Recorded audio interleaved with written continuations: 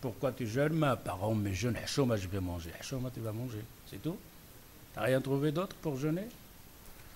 Et là, on dit que ça, ce n'est pas l'adoration. Ça, ce n'est pas le dogme. Ça, ce n'est pas l'aqida. Le dogme, c'est de quelque chose, comme je dis, 1 plus 1, c'est 2. Je peux te dire pourquoi la parole d'Allah et pourquoi le Coran est la parole d'Allah. Malheureusement, on n'a pas de ce genre-là. On le prend simplement par irrité. Ma mère, elle m'a dit prie, je prie. Ma mère, elle me dit c'est la parole, et voilà, on y va. Et ici, il te dit ça, c'est pas assez. C'est pour ça, le dogme, tu entends le Coran, ce n'est pas comme on le voit maintenant, oui. Ça, c'est quand tu deviens musulman, le Coran, à chaque fois tu lis un verset, tu as des hasanat, le Coran, le jour du jugement, Allah Azza wa Jalla, il va te dire, monte jusqu'à la hauteur où tu es en train de réciter le Coran. On voit beaucoup de choses dans le Coran, c'est bon pour Ruqya et tout ça. Mais qui te donne la certitude de dogme et la parole d'Allah? Allah Azza wa Jal, oui, dans le Coran, il te dit, regarde, cherche dans le Coran, comprendre la parole d'Allah Azza wa Jal, comme il a fait le docteur Miller. Docteur Miller, il est arrivé à devenir un musulman, pourquoi? C'est pas par irritation, il l'a irrité. D'ailleurs, quand lui, il a sorti, docteur Miller, il a sorti ses analyses dans le Coran, donc de Surat al-Masad, Tabbat Yada Abi Lahab, quand il nous sort le nom de Maryam, etc., que nous autres on lit, lui il est arrivé comment? Ici il est arrivé à une raison de dire, il a comparé qu'est-ce que ça veut dire un écrivain, quelqu'un qui écrit un livre, et qu'est-ce que ça a à voir avec ces écritures qu'il y a dans le Coran. Lui il est arrivé à argumenter que ce Coran est la parole de Dieu avec quoi? Si on se... Non. Pourquoi? Parce qu'il a analysé, il a fait la recherche. C'est quelque chose de raisonnable, c'est-à-dire le chemin qu'il a entamé. Et après, c'est raisonnable, c'est la logique des choses, c'est le mantiq. Par contre, si nous autres, on se pose maintenant la question ici, aux jeunes, etc., et tout ça, quel argument, quel dalil qui est comme quoi est le Coran est la parole de Dieu?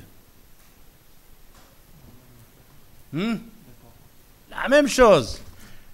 Par contre, si on pose la question à Dr Miller, pourquoi te dis que le Coran est la parole de Dieu? Il va te donner 1000 raisons, parce que moi j'ai ramené simplement les 3 choses, mais si tu regardes son livre, qu'est-ce qu'il en dit là-dedans? Quand tu parles des savants, quand tu regardes les savants, te parlent de la langue arabe, c'est-à-dire la grammaire, sans parler donc de la médecine qu'il y a dans le Coran, donc des choses que Mohammed sallallahu alayhi wa sallam ne pouvait pas le dire à ce moment-là. Le fœtus dans le ventre de la maman, comme le Coran il en parle, c'est inimaginable.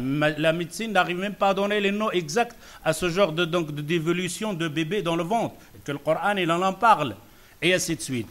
C'est pour ça, quand on va lire le Coran, c'est ce que vous devrez faire, c'est de lire le Coran. Évidemment, vous allez le lire en français, etc. et tout ça, mais si vous n'y arriverez pas, parce que Dr Miller, il en avait une idée. Il cherche quelque chose et il a trouvé quelque chose d'autre. Mais nous, comme musulmans, on n'a pas cette idée-là. Mais d'ailleurs, au moins de regarder, qu'est-ce qu'est regarder dans des sites, on appelle ça Al-I'jaz al-Qur'an. Al-I'jaz al-Tibbi, les miracles de Coran dans la science. Et alors, tu regardes ces grands savants, qu'ils soient musulmans ou pas musulmans, qu'est-ce qui te fait sortir dans le Coran au point de vue donc, de toute science. Alors ici il dit ولذلك فالإنسان مطمئن ولكن لو عفوا إذا تدبرت هذا الكتاب توصلت إلا أنه يستحيل على بشر أن يوضعه لأن هذا الكتاب معجزة فإذا بدا لك إعجازه اللغوي والبياني وإعجازه التشريعي والتاريخي والرياضي. Il dit quand tu regardes dans ce Coran, dans ce livre, tu vas trouver le miracle de la langue arabe. Car ce Coran, il est descendu avec la langue arabe. Et la langue arabe, dans le temps du prophète sallallahu alayhi wa sallam, c'était des gens spécialistes dans la langue arabe. Quand tu parles, il n'y avait pas de points, ni de voyelles, ni rien. Hein. Non, on a les points, on a les voyelles, etc. Mais là, il n'y avait absolument rien. Il va te lire, etc. Et c'était des gens assez calés dans la langue arabe. Mais quand ils ont entendu cette parole du prophète sallallahu alayhi wa sallam, qui est un arabe comme eux, ils parlent la langue arabe, ils ont dit, on n'a jamais entendu ce genre pas des mots, les mots ils les connaissent, mais de les transmettre comme ça, de les assembler comme ça, de faire des phrases comme ça, c'était la première fois qu'ils entendent ça. Ou les choses donc de shri'i, les lois qu'il y a dedans, l'histoire, le tarikh, la même chose, le riyadiyat, même la mathématique dedans. من أين نستنبط أن هذا الكتاب هو كتاب الله من إعجازه وكيف نعرف إعجازه من تدبره لذلك قال سبحانه وتعالى أفلا يتدبرون القرآن أم على قلوب أقفالها إلى غير ذلك سورة محمد. D'où on va tirer la conclusion comme quoi la parole, le Coran est la parole donc de Allah Azza wa Jal. Et on va voir après avec le prophète. Comment on va dire, on va croire cet homme ici qui s'appelle Mohammed et que lui est le messager, que cette parole l'a reçue donc de Allah Azza wa Jal. Il dit alors comment on peut arriver à de dire, parce que maintenant on essaye de passer à la parole transmise, c'est-à-dire al-khabar sadiq. Comment on va faire avec quand on va entendre ces versets, ces hadiths, etc. et tout ça. Allah Azza wa Jal dit dans sourate Muhammad Afala yatadabbaruna al-Qur'an. Afala yatadabbaruna al-Qur'an. C'est ce qu'on a vu dans le dars passé que le Dr Miller il a été choqué quand il entendait cette parole. Nous autres comme musulmans, combien de fois on lit Afala yatadabbaruna al-Qur'an, Afala yatadabbaruna al-Qur'an, Afala yatadabbaruna al-Qur'an. On le lit dans le Tarawih. Afala yatadabbaruna. Allahu Akbar. Sami Allahu al-Ada. Dr Miller quand il a lu lui Afala yatadabbaruna al-Qur'an, il dit attends. Un écrivain ne dit pas ça. Un écrivain qui écrit un livre, il ne va pas te dire Afala yatadabbaruna al-Qur'an.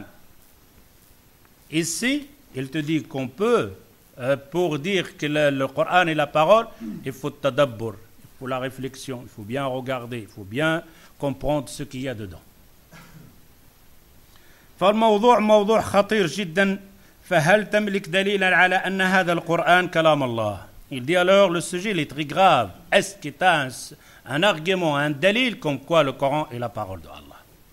Chaque musulman doit se poser cette question. Quel dalil qu'il y a?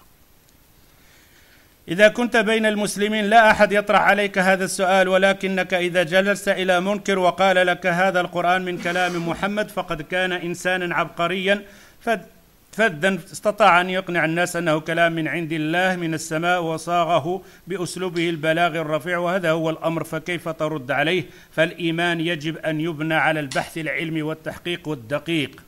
De la croyance, il doit se baser sur la science. فاعلم أنه لا إله إلا الله. Toute foi, tout dogme, toute croyance, ce n'est pas mes parents sont musulmans, je ne vais pas à la mosquée parce que mes parents vont à la mosquée, je ne jeûne pas parce que mes parents jeûnent, etc., etc. Ça doit être basé sur une science de comprendre. Al-Khabar al-Sadiq. Et alors ici,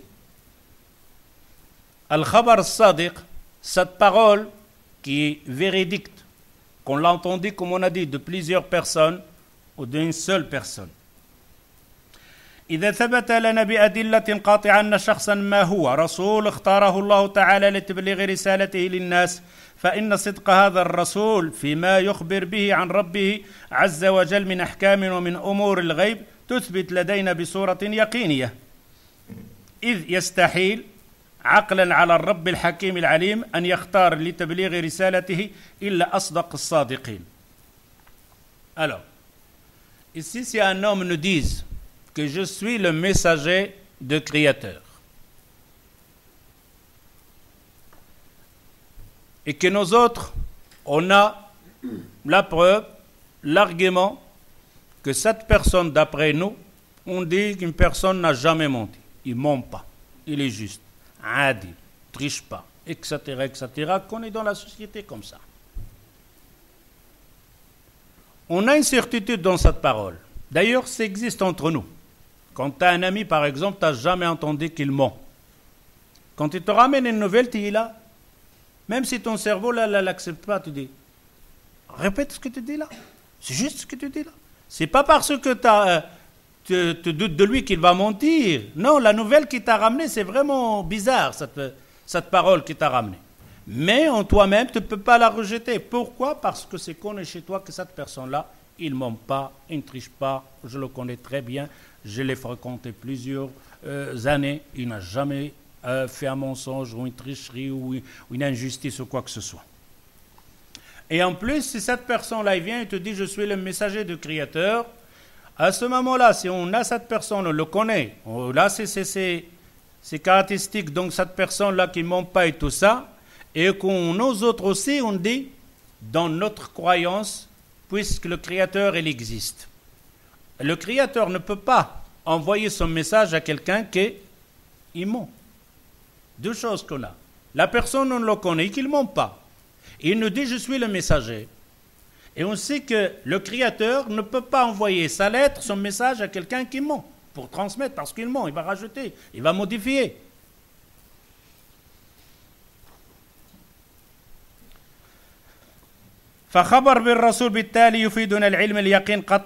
Alors à ce moment-là, le message d'un prophète, il est placé dans le degré de l'yaqin, de la certitude. La parole d'un prophète, il est placé dans le lieu de certitude, de dogme de l'aqida. Alors on a quoi maintenant ici? Tu arrives au dogme de l'aqida par les choses que tu touches, tu vois. Tu arrives au dogme de l'aqida des choses que a laissé des traces par la science. Et la troisième chose, c'est la parole d'une personne véridique. Si cette personne-là nous dit quelque chose, cette parole devient véridique. Et c'est là qu'on va voir le sujet de l'aql ma'an naql. Le messager dit quelque chose, mais notre raison n'arrive pas à comprendre cette chose-là. C'est ce qu'on va voir dans les durus qui vont venir bi'idhnillah.